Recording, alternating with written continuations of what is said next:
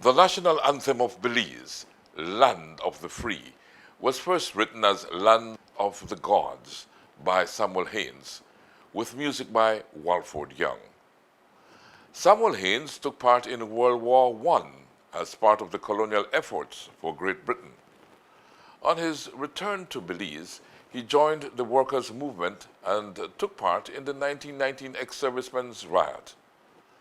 After that riot was suppressed, Haynes began organizing Belize's branch of the Universal Negro Improvement Association, UNIA. The head of the UNIA, Marcus Garvey of Jamaica, visited Belize and recruited Haynes to work with him in the United States. Haynes most likely wrote the anthem as a wake-up call. The song is linked to the end of Belize's colonial period, a process that culminated on September 21, 1981. The song was originally titled Land of the Gods, meaning a place that had everything and gifted by the gods. In other words, a perfect land. When it was adopted as our national anthem, the title was changed from Land of the Gods to Land of the Free. Allow me now to share with you my interpretation of our national anthem. O land of the free by the Carib Sea, our manhood we pledge to thy liberty.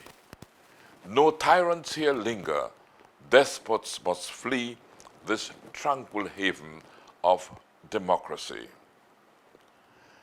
At the time of writing this, the movement toward independence was in full swing. Samuel Haynes, like I said, came back to Belize after World War I, having experienced colonialism at its worst and yearning to be free of its chains. He was living in a land blessed by the gods, a perfect land, but yet it was not free to chart its own destiny. Its inhabitants who fought in World War I were ridiculed and treated as second-class citizens. So he pledged all our efforts to the liberty of the land we love. He referred to the colonial power as tyrants and despots who must flee from this tranquil haven of democracy. Belize is the oldest democracy in the region. This democracy dates back to 1765, when Admiral Sir William Burnaby arrived from Jamaica and created the earliest form of democratic government for the settlement of Belize in the Bay of Honduras, known as the Burnaby Code. The United States of America declared independence from Britain 11 years later on the 4th of July, 1776. The other Central American countries gained their independence from Spain in 1821. The Burnaby Code of 1765, the earliest form of democratic government in the Americas, provided for voting at public meetings, which were presided over by magistrates. An example of the public meeting at work is the historic vote taken at the public meeting on the 1st of June, 1796, in face of an imminent Spanish invasion. The decision was taken with a vote of 65 in favor of staying and defending the settlement and 51 against. This vote set the stage for the Battle of St. George's Key, an example of democracy at work. We eventually became a colony of Great Britain at our request, but after close to 100 years of colonial domination, we are now ready to once again become masters of our destiny. So, land of the free by the Carib Sea, our manhood, or all that we are, we pledge to your liberty. No tyrants here linger. Despots must flee this tranquil haven of democracy. The blood of our sires, which hallows the sod, brought freedom from slavery's oppression rod. By the might of truth and the grace of God, no longer shall we be hewers of wood. When I sing this verse, my mind goes back to those who over the years gave their lives in building and defending this land against all odds. I think of the settlers that were driven from St. George's Key in 1754, yet returned within a year. The attacks by the Spaniards in 1779 against the settlers who were marched to Merida and afterwards shipped to dungeons in Havana, Cuba. Some may have died in the process, yet they returned. In 1786, when the British evacuated the Mosquito shores as required by the treaty, their families and slaves were brought to Belize. And some 12 years later, along with the remaining captives from the dungeons of Havana, were prepared to lay down their lives at St. George's Key in defense of the settlement in 1798. I think of those who lost their lives at the Battle of Laboring Creek and many other battles fought in this country when slaves and masters fought shoulder to shoulder. I think of the Guerra de Castas in Mexico, which brought the mestizos to Belize, the sufferings of the Garifuna people in their journey from St. Vincent, Marcos Canul and the Maya who fought and in some cases died for what they believed was right. The many who may have died in the cutting of logwood and mahogany, which was the economic base of the settlement. The East Indians and the Chinese who suffered hardships in coming here as indentured servants after slavery was abolished. I think of the horrors of the various forms of slavery our people, the founders of today's Belize, were subjected to. Yes, the blood of our sires hallows this sod and brought freedom from slavery's oppression's rod. By the might of truth and the grace of God, no longer shall we be hewers of wood. I believe that in the end, truth always prevails. And the truth, the only truth I am willing to accept, is that this land is ours, all 8,867 square miles of it.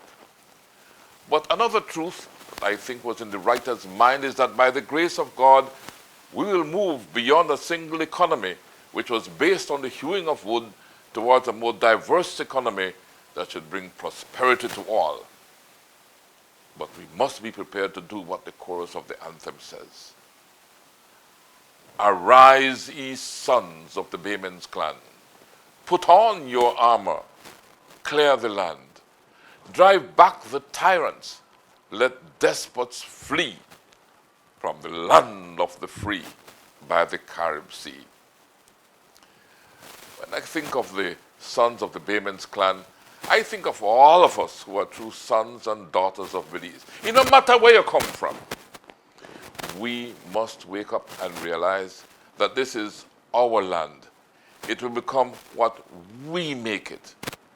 Our success as a people in this tranquil haven of democracy lies in our ability to indeed unite in peace, put on our armor, and clear the land of all grudges, hatreds, old beefs, discrimination, and all that divided us as a people, and together, hand in hand, like I said, work to clear the land, driving back all the tyrants and despots who seek to spread the messages of disunity and sow the seeds of discontent among our people, causing us to live in mental slavery. Together, let's make sure that this continues to be the land of the free, not only physically free, but also mentally free, loving each other and living in peace and harmony. So, arise, ye sons of the Baymen's clan, put on your armor, clear the land, drive back the tyrants, let despots flee from the land of the free by the Carib Sea. The second verse of our anthem begins, nature has blessed thee with wealth untold, o'er mountains and valleys where prairies roll. Our fathers, the Baymen, valiant and bold, drove back the invaders this heritage hold. Nature has indeed blessed us in Belize with wealth untold. I say without any apologies that if you carve out 8,867 square miles, any part of this earth, you will not find the blessings of nature so fully manifested and bestowed.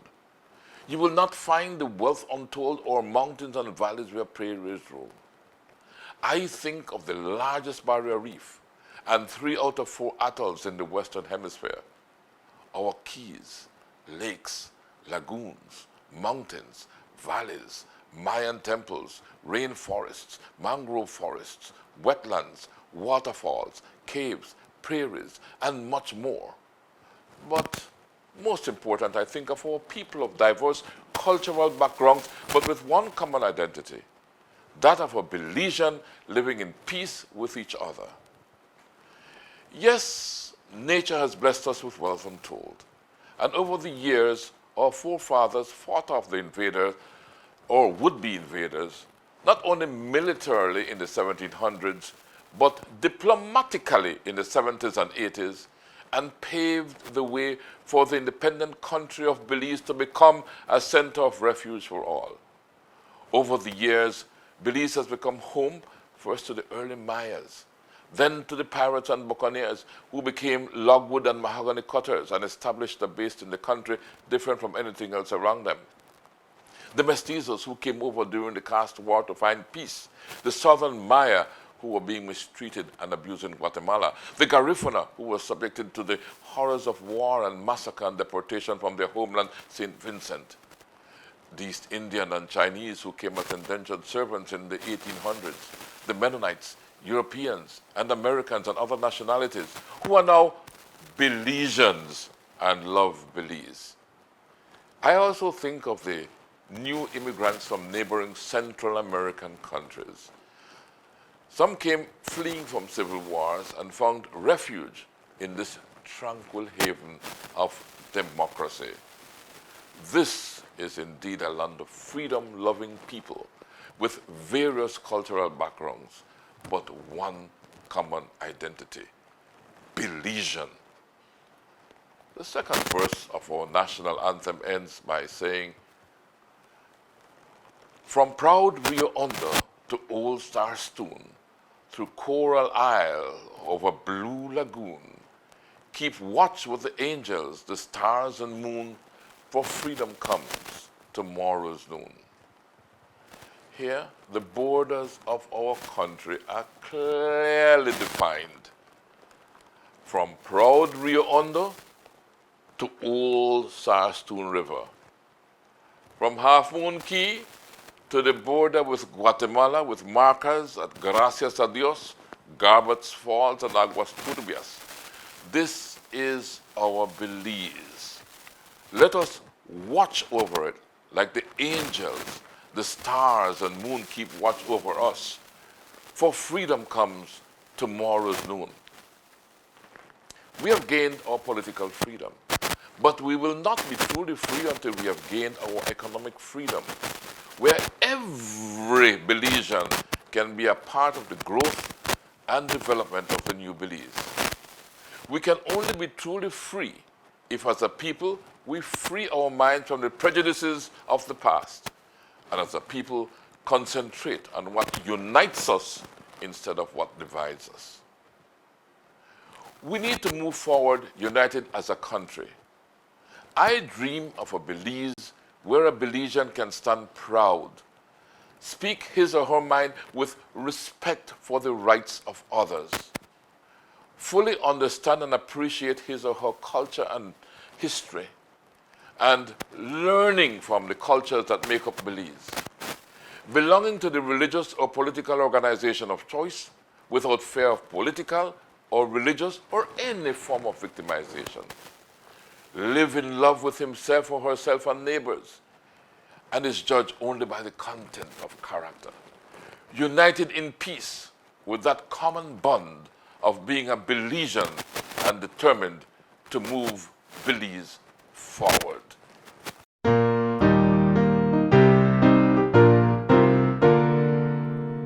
O land of the free by the carriage sea, our manhood we pledged to thy liberty. No tyrants here linger, despots must flee this strand. sea. The blood of our sires which colours the sun brought freedom from slavery, oppression's run. By the might of truth and the grace of God, no longer shall we be hearers of wood. Arise, ye sons of the Baymen's clan, put on your armor, clear the land, drive back the tyrants, let despots flee.